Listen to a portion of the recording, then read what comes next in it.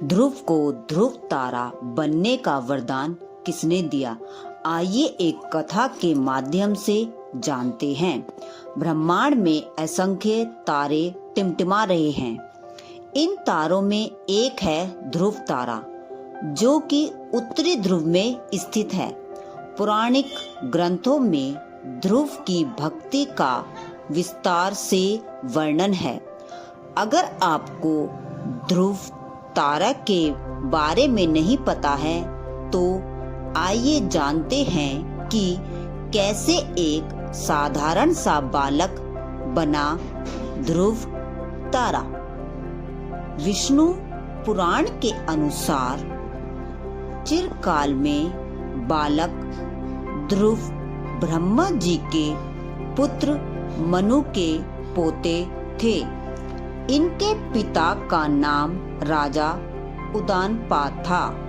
राजा उतानपाद ने 2 शादियां की थी। एक पत्नी का नाम सुनीति और दूसरे का नाम सुरुचि था। बालक ध्रुव सुनीति की संतान था। सुरुचि चाहती थी कि उसका पुत्र उत्तम उत्तराधिकारी बने। एक दिन जब ध्रुव अपने पिता की गोद में जाकर बैठ गया तो सुरुचि ने यह कहकर उसे गोद से उतार दिया कि तुम इसके लायक नहीं हो। इससे ध्रुव अत्यंत दुखी हो उठे।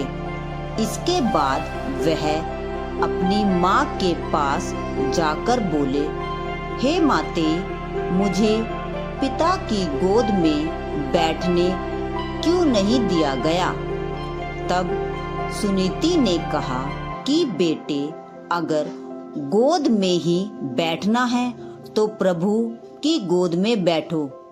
वे सबके पिता हैं। इसके लिए तुम्हें कठिन तप करना होगा। यह सुन ध्रुव वन की ओर गमन कर गए।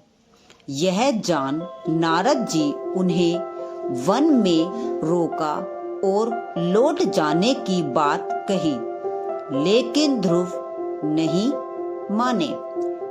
6 महीने तक कठिन तपस्या की।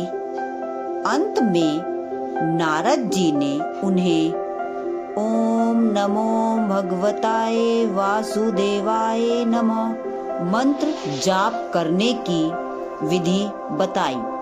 इसके बाद ध्रुव ने 6 महीनों तक कठिन तपस्या की। तब भगवान श्री हरि विष्णु जी प्रकट होकर बोले, हे वत्स, मैं तुम्हारी भक्ति से बहुत प्रसन्न हूँ। मांगो, क्या मांगना चाहते हो? तब ध्रुव ने प्रभु की गोद में बैठने की इच्छा प्रकट की।